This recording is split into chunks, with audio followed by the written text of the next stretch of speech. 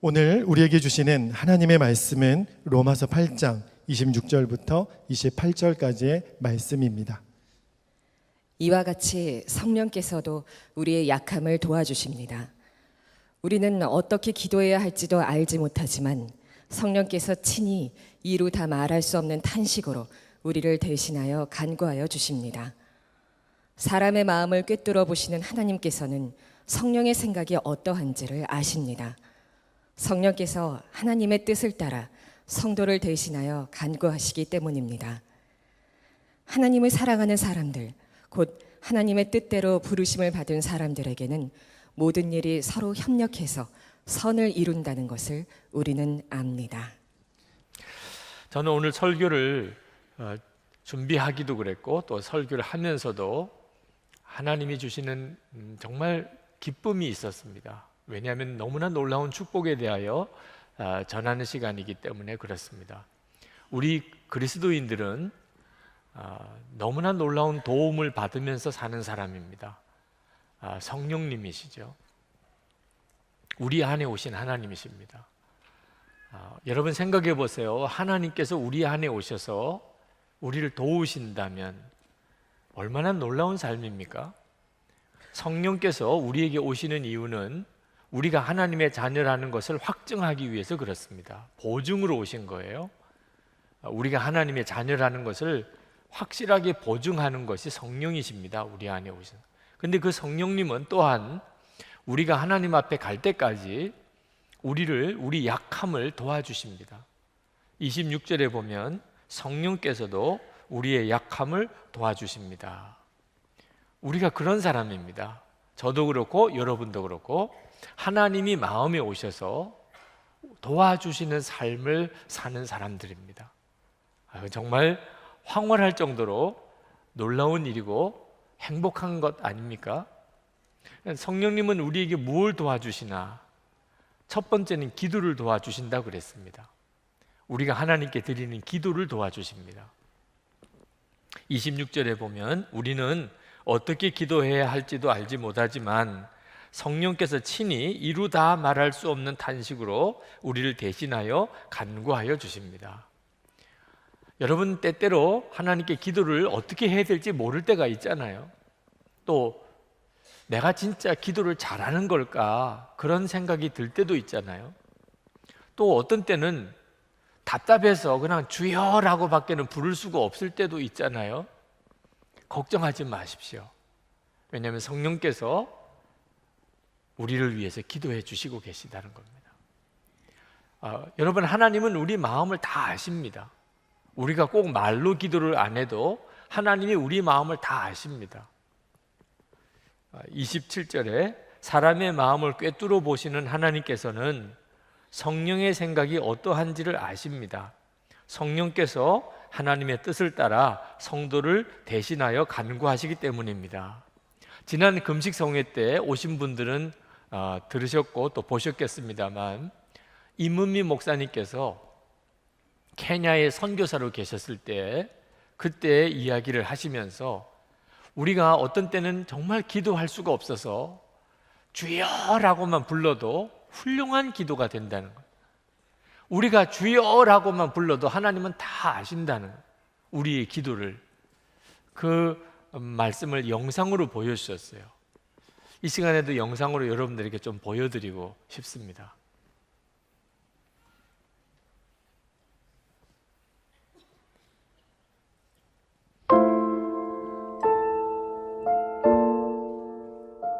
내가 살고 있는 것이 리무르, 티뼈, 티밭이에요. 내가 지금 걸어가잖아요. 그러면 아래에서 이 꼬마들이 나를 올려다 봅니다. 우리 교회 주일학교 애들이에요. 내가 선교사인지 알아요. 내 이름이 유니스니까 내 이름을 불러요. 아래에서 나를 올려다 보면서 내가 지나가면 이렇게 불러요. 유니스! 목이 터져라. 유니스!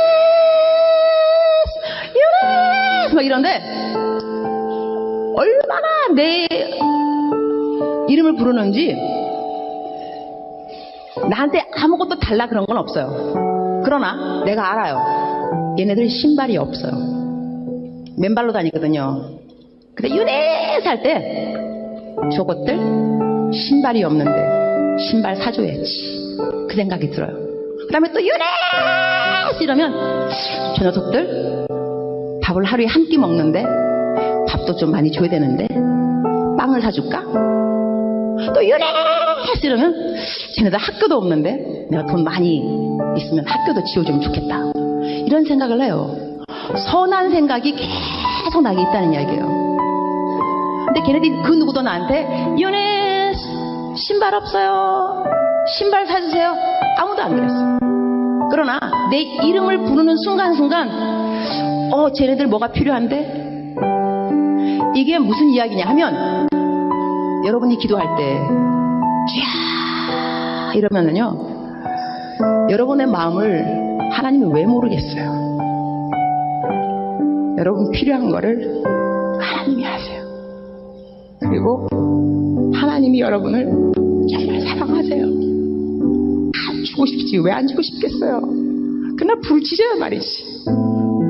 부르짖지 않으면 또 하나님의 마음이 또 감동이 안 간다니까. 그래서 오늘은 여러분의 필요가 있을 겁니다. 어떤 것이 필요로 하는지, 이것이 공부인지 돈인지 건강인지 관계 회복인지 아니면 영성의 회복인지 하나님 알고 계십니다. 겉으로 크게 내가 말로 표현하기 싫으면, 어려우면, 불편하면 그냥 주여 이름을 부르세요. 주여,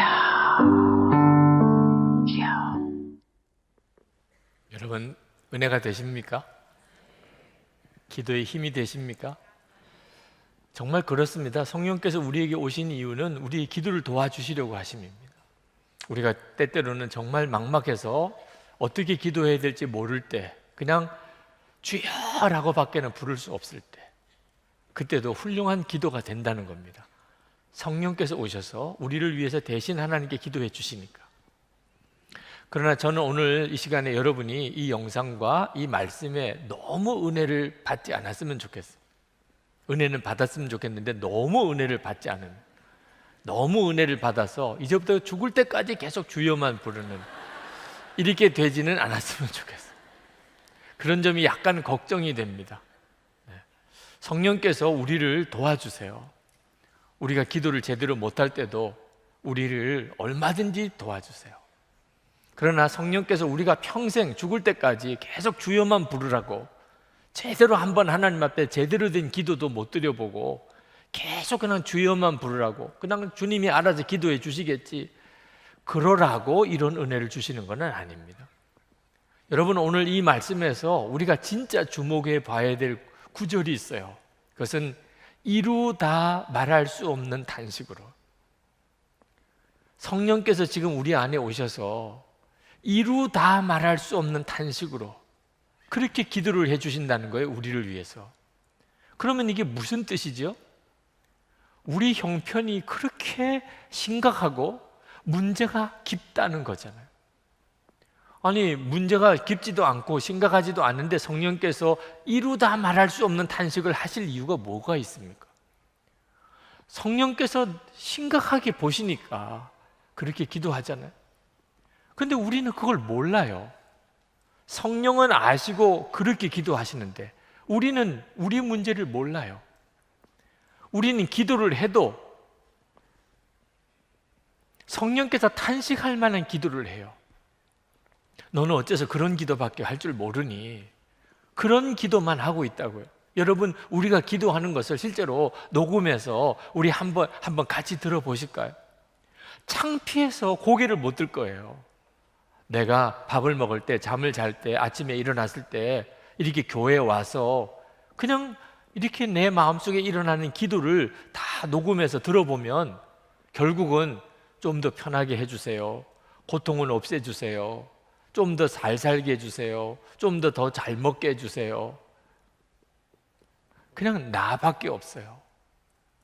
그냥 내 가족, 조금 더 가면 내 교회, 그냥 우리 나라. 우리 기도가 그런 기도밖에 안 된다고요. 그러니까 성령께서 탄식한다고요. 왜냐하면 우리의 문제는 너무 심각한데 우리가 그렇게밖에 기도를 못하니까. 지나고 난 다음에 보면 아무것도 아닌 문제들, 오히려 없었으면 더 좋았을 것 같은 것들을 구하느라고, 어린이 애들도 아니고 말입니다. 그런 수준의 기도밖에는 못하는 우리를 보시고 성령께서 이루다 말할 수 없는 탄식으로 기도를 하신다고요. 저는 고등학교 지나갈 때 입시에서 실패를 했던 적이 있습니다. 합격자 발표를 보는 날 제가 명단에 없다는 것을 알고 저 개인적으로도 크게 실망을 했지만 가장 머리에 떠오르는 분이 아버님이셨어요. 아버님이 저에 대해서 기대가 많으신 것 같은데, 그리고 제가 맞이고 제가 이렇게 입시에 실패한 것을 아버님이 얼마나 마음 아파하실까. 아버님 얼굴 뵐 면목이 없는 겁니다. 그런데 아버님이 아무렇지도 않으신 거예요. 그러나 아버님이 너무 태연하세요. 평상시와 똑같으세요. 얼굴 안색 하나 달라진 것이 없어요. 괜찮은 거구나. 아버님 아무렇지도 않으시구나. 그래서 저는 잘 먹고 잘 잤어요. 아버님이 괜찮으시니까 마음의 부담이 썩 없어졌죠. 그런데 며칠 뒤에 어머니께서 하시는 말씀이 제 마음을 쳤어요. 아버님이 며칠째 잠을 못 주무신다는, 도무지 잠을 못 주무신다는 거예요. 제 앞에서는 아무렇지도 않은 척, 제가 혹시라도 미안해할까봐, 제가 혹시라도 마음에 짐이 될까봐 저 앞에서는 전혀 아무렇지도 않은 척 하시면 잠을 못 주무신다는 거예요. 사실 우리가 자녀를 길러보면 자녀 문제는 본인보다도 부모가 더 안타까워 하지 않습니까? 저는 아버님의 마음을 정말 잊지 못했어요.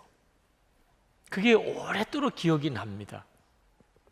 그러나 육신의 아버지도 그렇지만 저는 제 안에 계시는 성령님께서 가지고 있는 생각도 몰랐어요. 성령님은 도대체 무슨 생각을 하실까, 제 안에 오셔서. 제가 회심하던 때 저는 밤새도록 울면서 회개했습니다. 저는 제게 그렇게 회개할 제목이 많은 줄 몰랐어요. 성령께서 저에게 그걸 알게 하실 때 눈을 열어주시니까 밤잠을 자지 못하고 울면서 회개했어요. 그렇게 제 죄가 많은 겁니다. 그러니 여러분, 우리는 정말 알아야 할 것을 모르고 살아요. 우리 안에 성령님께서 왜 오셨겠습니까? 진짜 눈을 떠야 될 것, 정말 보아야 될 것, 정말 알아야 될 것, 정말 기도해야 될 것을 알게 하시려고 하심입니다. 어느 집사님이 저에게 굉장한 오해를 하시고 아주 거짓 소문을 교회에 퍼뜨린 적이 있었습니다.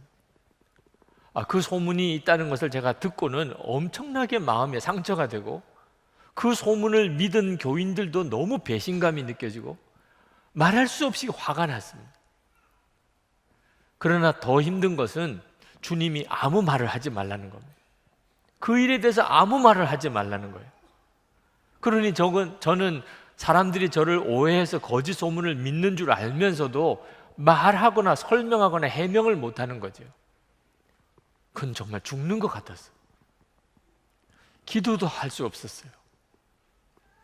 내가 이러다가 진짜 속이 썩어서 죽겠구나, 그런 생각이 드는데 나도 모르게 튀어나온 기도가 나는 죽었습니다. 하나님, 유기성이는 죽었습니다. 정말 제가 죽지 않으면 견딜 수 없다는 느낌이 들었어요.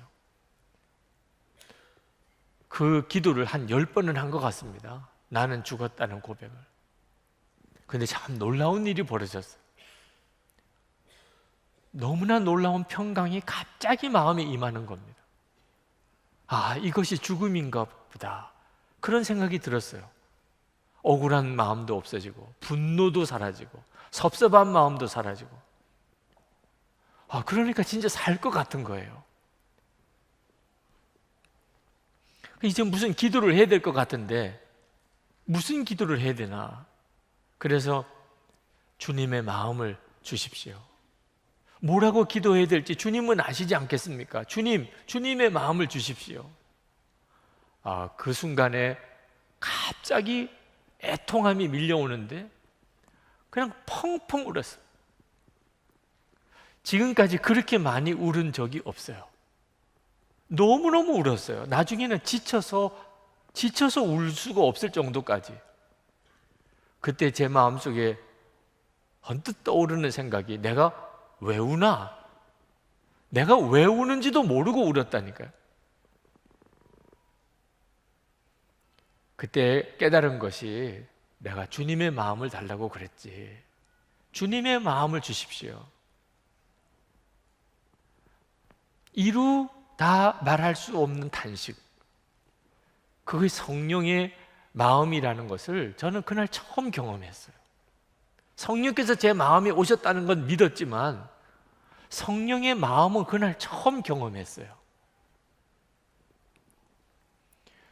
어떤 소문 때문에 목회 못하겠다고, 너무 억울하다고, 너무 속상하다고 그러는 목사를 보시는 주님의 마음은 화를 내시는 것도 아니고 애통함이셨다. 이놈아, 그게 그렇게 힘드냐? 너는 그것도 못 견디냐?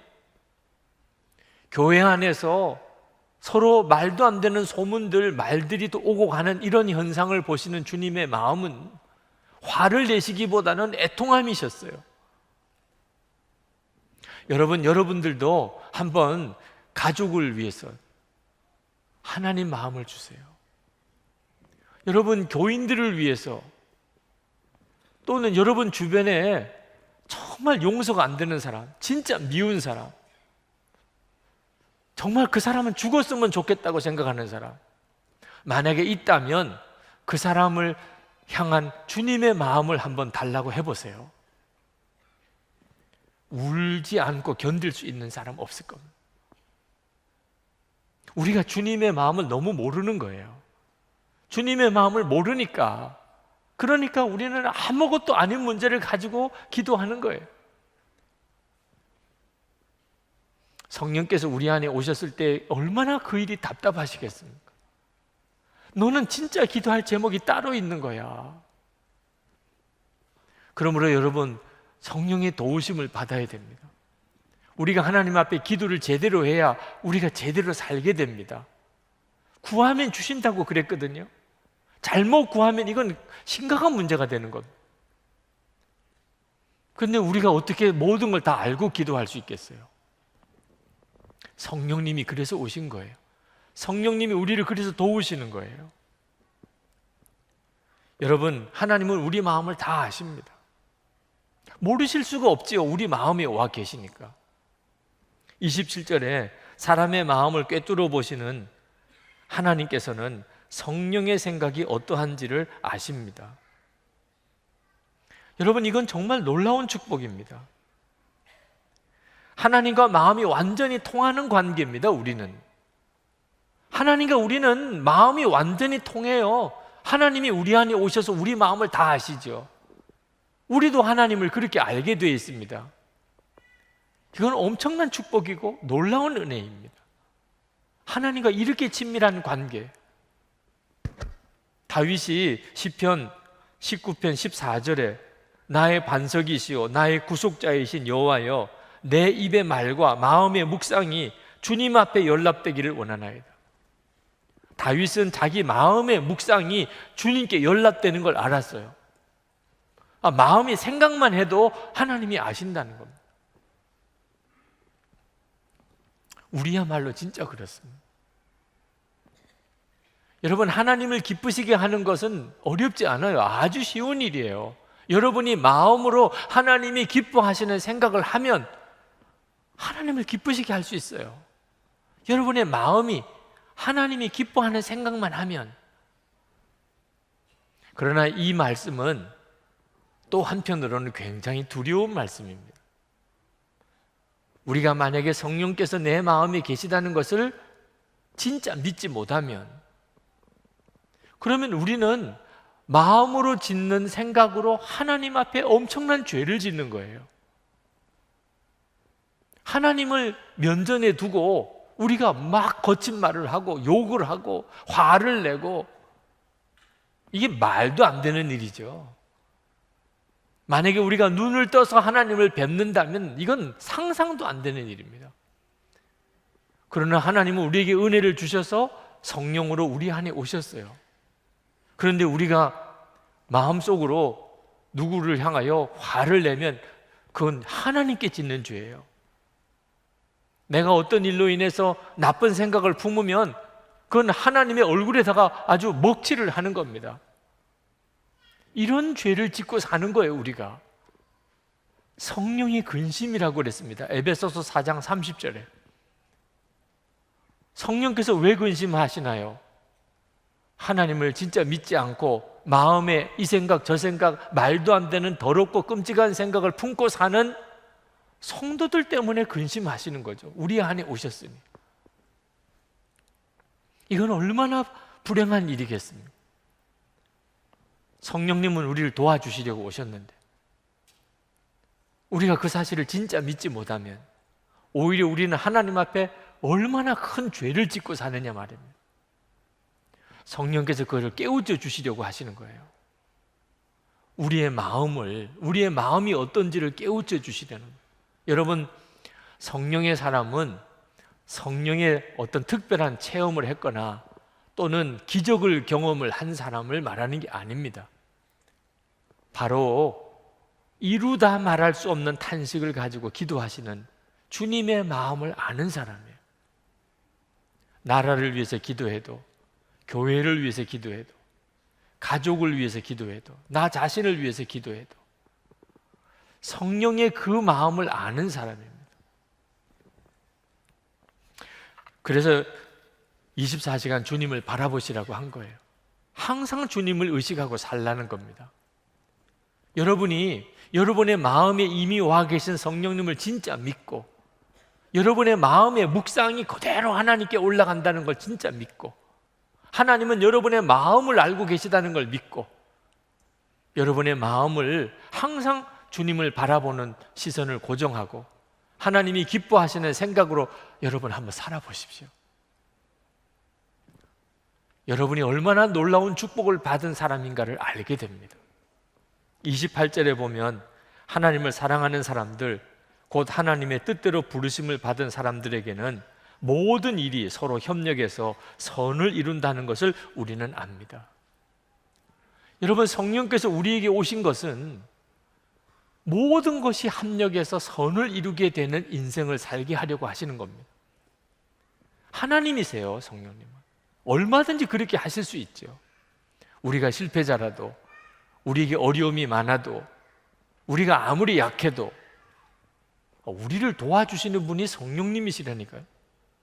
그 성령님께서 우리가 실수한 거, 실패한 거, 좌절한 거, 낙심한 거, 뭘 제대로 못하는 거 다 모아가지고 결국은 합력하여 선을 이루신다. 이건 놀라운 일이고 또 그 간증은 많습니다. 저는 오늘 여러분에게 책 한 권을 또 소개해 드리려고 하는데, 하형록 목사님, 우리 교회에 오셔서 주일에 설교도 하셨죠. 그분이 이번에 P31이라고 하는 제목으로 책을 쓰셨습니다. 이 P31은 잠언 31장을 말하는 것입니다. 하형록 목사님은 어려서 미국에 이민을 갔습니다. 미국 최고의 명문 대학을 졸업했습니다. 29살에 회사의 중력이 됐습니다. 돈을 잘 벌었어요. 근데 어느 날 고속도로에서 교통사고가 났습니다. 갑자기 의식을 잃은 겁니다. 병원에 가서 진단을 해보니까 심장이 완전히 망가졌어요. 심장 이식 수술을 해야 될 정도. 그냥 다른 치료가 없고 심장을 완전히 이식을 해야 됩니다. 그때 당시만 해도 심장 이식이 미국에서도 아주 어려운 수술이었던 때 생명의 위기가 온 겁니다. 그동안 벌어놓은 거 다 없어졌어요. 딸 둘, 어린 딸 둘, 아내 남겨두고 이제는 정말 죽을까 살까 하는 순간이 온 거죠. 그때 하영록 목사님이 하나님 앞에 간절히 기도한 것은 심장을 고쳐달라는 것이었습니다. 그렇지 않았겠어요? 심장을 고쳐주십시오. 심장 이식 수술을 했습니다. 그러나 부작용이 있어서 두 번째 심장 이식 수술을 해야 됐습니다. 한 번 하기도 끔찍한 일인데 두 번 심장 이식 수술을 해야 됐습니다. 그때 기도가 달라졌습니다. 성령의 체험을 했습니다. 내가 심장만 고쳐달라고 해서 될 게 아니구나.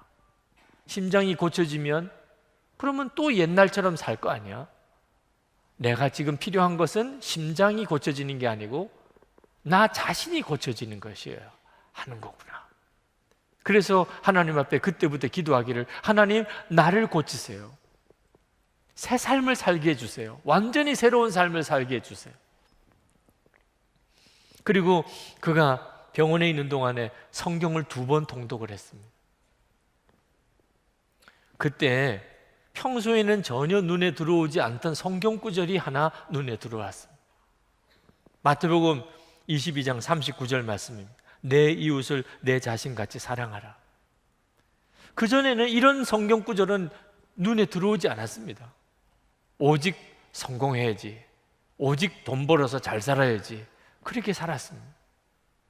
그런데 그렇게 성공하고 돈을 많이 벌어도 다른 사람에게는 아무런 도움이 안 되는 삶을 사는 겁니다. 자기는 성공을 했는데 다른 사람에게는 아무런 영향이 없는 겁니다. 이런 인생은 진짜 축복의 인생이 아니구나. 하나님의 자녀들은 자기가 잘 되는 것은 다른 사람에게 유익한 것입니다. 다른 사람에게 도움이 되도록 사는 것이 진짜 복된 삶이라는 것을 깨달았어요. 그래서 그는 그때부터 기도 제목이 다른 사람을 도와주며 살기 원합니다. 사업을 새로 시작했습니다. 그 새로 시작하는 회사에 비전을 정하기를, 우리는 어려운 자를 위하여 존재한다, 그렇게 정했습니다. 주차장, 신개념의 주차장 건축 회사를 세웠습니다. 회사가 너무너무 부흥을 했습니다. 그 회사의 경영 원리가 잠언 31장입니다. 철저하게 잠언 31장에 있는 말씀대로만 회사를 경영했는데 회사가 그렇게 성공한 거예요. 오바마 대통령이 당선되고 미 연방정부에서 건축과학과 관련된 분야의 자문위원으로, 백악관 자문위원으로 그렇게 선정이 되었습니다. 한국에서 KBS 글로벌 성공시대에 이분의 이야기가 소개가 됐습니다.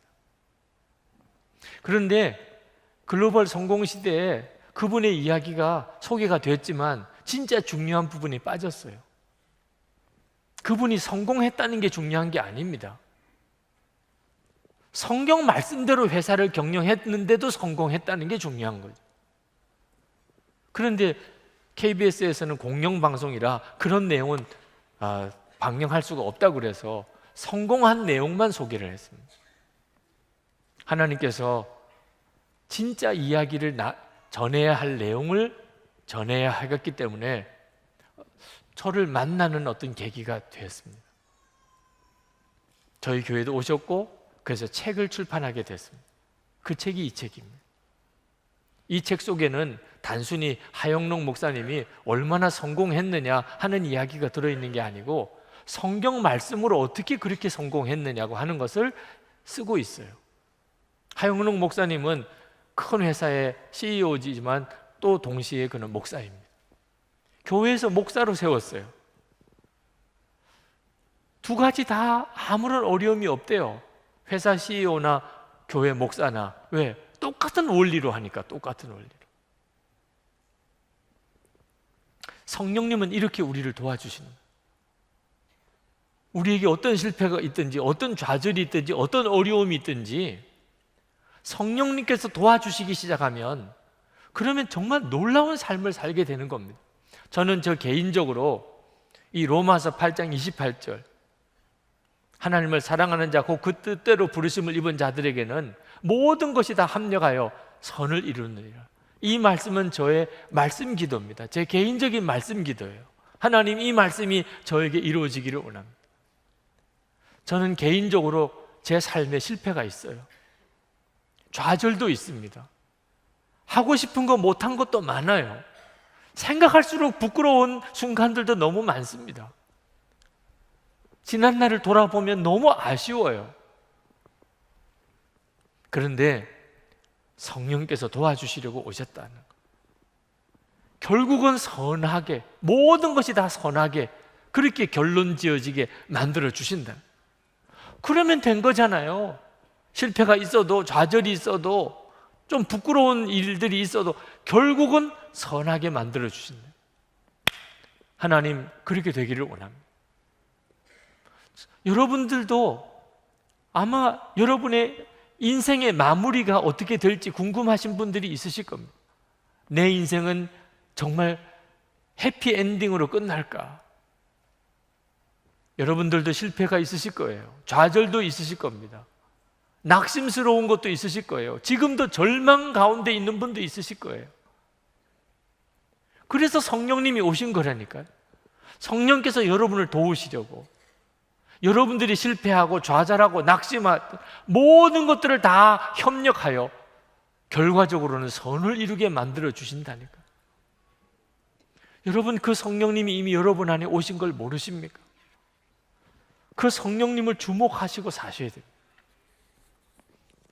문제는 우리가 정말 모든 것이 협력하여 선을 이루는 그 사람에 해당되느냐 하는 거겠죠. 정말 그렇게 하나님은 나를 택하셨을까요? 사도 바울은 한 가지만 점검해 보라고 말씀하십니다. 정말 나는 모든 것이 합력하여 선을 이루는 그런 사람이 택함을 받은 사람일까? 하나만 점검해 보라는 거예요. 하나님이 부르신 사람인지, 하나님이 택한 사람인지, 하나님의 뜻대로 정말 부름을 받았는지, 하나님을 사랑하느냐 하는 거예요. 하나님을 사랑하는 자, 곧 그 뜻대로 부르심을 받은 자들에게 하나님이 여러분을 모든 것을 협력하여 선을 이루는 이런 기가 막힌 인생으로 여러분을 부르셨는지 아닌지는 하나님을 사랑하는지를 보면 안다는 겁니다. 예수님께서도 요한복음 14장에서 성령을 보내주실 것에 대한 약속을 하시면서 성령이 임하신 사람은 어떤 사람인가? 주님을 사랑하게 된다는 겁니다. 그리고 주님의 말씀대로 살게 되고, 그리고 주님을 실제로 바라보게 된다는. 요한복음 14장 15절에 너희가 나를 사랑하면 나의 계명을 지키리라. 요한복음 14장 21절에 나의 계명을 지키는 자라야 나를 사랑하는 자니 나를 사랑하는 자는 내 아버지께 사랑을 받을 것이요 나도 그를 사랑하여 그에게 나를 나타내리라. 예수님께서 베드로가 예수님을 3번이나 부인하고 심지어 저주까지 하면서 낙심해서 고기잡이하러 떠나버렸습니다. 예수님은 그 베드로를 다시 사도로 다시 세우시려고 베드로를 만나러 가셨어요. 그리고 베드로에게 다른 말씀 안 하셨습니다. 한 가지만 물으셨어요. 내가 나를 사랑하느냐? 베드로는 정말 대답하기 힘든 질문이었습니다. 아니, 무슨 뻔뻔하게 무슨 얼굴로 예수님 사랑한다고 말할 수 있습니까? 예수님을 3번 부인하고 저주까지 했는데. 그런데 베드로는요, 그 속마음 중심에는 주님을 사랑하는 마음이 여전히 있었어요. 그렇게 미칠 것 같은 거예요. 자기 입으로 예수님을 3번씩이나 부인했긴 했지만 여전히 마음속에는 주님을 사랑하는 마음이 있어요. 그래서 베드로가 주님 아시잖아요. 주님 제 마음 아시잖아요. 제가 주님을 사랑하는지 안 하는지 다른 사람은 믿을 수 없다 그래도 주님은 아시잖아요. 내 속마음을 아시는 분이시잖아요. 그때 주님은 내 양을 먹이라 하고 다시 베드로를 사도로 세우셨다니까. 이 시간에도 여러분에게 물어보고 싶어요. 여러분, 하나님 사랑하십니까? 대답을 못 하실 분들도 있으실 거예요. 내가 하나님을 사랑한다고 과연 말할 수 있나? 나 같은 자도 하나님을 사랑한다고 말해도 되나? 그러나 여러분, 이 질문은 진짜 중요한 질문이에요. 하나님을 사랑하느냐고 이 질문에 여러분이 어떻게 대답하느냐에 따라서 여러분의 인생은 달라지는 겁니다. 여러분, 하나님을 사랑한다고 도저히 내가 말을 할 수가 없다고 생각되시는 분, 여러분의 마음을 한번 스스로 살펴보세요. 여러분의 마음 깊은 곳에 겨자씨만한 믿음으로라도 내가 하나님을 사랑하는 거는 있어. 내 생활은 지금 좀 엉망이야. 하나님 기뻐하는 뜻대로 산다고 말할 수는 없어. 그러나 지금 내 마음 깊은 곳에는 하나님을 사랑하는 마음이 겨자씨만한 믿음이라도 있느냐고 물으시면 있지. 여러분, 오늘 예배를 드리면서, 설교를 들으시면서 여러분이 아시잖아요. 여러분의 마음에, 실제로 여러분의 마음의 중심이 어떤지. 다들 너 거짓말이야, 너는 아니야 라고 그래도 여러분은 스스로는 아시잖아요. 내 속에 하나님 사랑하는 마음이 있어. 여러분, 그게 기적인 걸 모르세요? 구원받지 못한 사람, 불신자들에게는 겨자씨만한 것도 없어요. 하나님을 사랑하는 마음이 도무지 없다고 해요. 구원받지 못한 사람에게는. 여러분에게 하나님을 사랑하는 마음이 겨자씨만큼이라도 있다면 성령께서 여러분 안에 계신 거예요. 성령께서만 그렇게 하실 수 있는 거니까. 언제까지 그 겨자씨만한 믿음으로만 사는 거는 문제가 있죠. 오늘 여러분들이 여러분의 마음의 깊은 곳에, 여러분이 그동안에 무시하고 살았고 외면하고 살았고 믿지 못하고 살았고, 그러나 떠나지 않으시고 여전히 여러분 안에 계신 그 성령님의 역사, 그걸 주목하셔야 돼요. 오늘은 정말 붙잡으셔야 돼요. 내 안에 진짜 계시구나. 오늘 여기 교회에 오기까지 이건 도대체 무슨 역사지? 여러분, 여러분의 인생이 얼마나 복을 받았는지 아셔야 됩니다. 하나님이 여러분을 도우시려고 여러분의 마음에 와 계시다니. 이제는 여러분이 그것을 진짜 믿으시고 성령님께 반응하셔야 돼요. 성령님께, 성령님 저를 도와주세요. 성령님 저를 인도해 주세요. 성령님, 제가 뭘 깨닫지 못하는 거 있습니까? 이루 다 말할 수 없는 탄식을 혹시 하고 계십니까? 제가 뭘 도대체 깨달아야 되지요? 제가 아무것도 아닌 것 가지고 지금 기도하고 있습니까? 제 마음이 그대로 하나님께 올려지는데 이제는 정말 주님만 바라보고 살겠습니다. 여러분들이 그렇게 반응하기 시작하면 성령님은 너무너무 기뻐하세요. 바로 그걸 위해 오셨기 때문에. 혹시 여러분 중에 목사님 오늘 설교를 듣는 중에 나는 이상할 정도로 아무것도 깨달아지는 게 없고 정말 하나도 귀에 안 들어옵니다, 그러신 분은 성령님이 안 계신 거지요. 그런 분들은 성령님을 초청하세요. 주님은 여러분 안에 들어오시기를 원하십니다. 저는 솔직히 너무 답답합니다. 주님, 계신지 안 계신지도 잘 모르겠습니다. 그러나 오늘 그 설교 말씀대로 나도 한번 살아보고 싶습니다. 정말 모든 게 협력하여 선을 이루는 그 삶, 그런 삶을 나도 좀 살고 싶습니다. 주님, 제게 오세요. 제 마음에 오세요. 여러분이 진심으로 구하시면 반드시 주님은 오십니다. 여러분, 이제 기도하십시다. 오늘 우리 마음속에 오셔서 우리를 도우시는 성령에 대해서 증거할 수 있게 된 것에 대해서 감사하고 있습니다. 그러나 여러분이 진짜 오늘 말씀을 성령의 감동으로 붙잡으시기를 바랍니다. 여러분 안에 오신 주님이십니다. 여러분이 그 성령의 인도하심을 정말 구하십시오. 주님은 여러분을 도우십니다. 기도를 도우시고 여러분의 마음을 변화시키시기를 원하시고, 그리고 여러분의 인생이 다 협력하여 선이 되게 해주십니다. 주님을 신뢰하십시오. 정말 주님을 구하십시오. 성령께 감사하고 성령님을 찬송하고 순종을 통하여 성령님을 높여드리시기 바랍니다. 다 같이 통성으로 기도하겠습니다.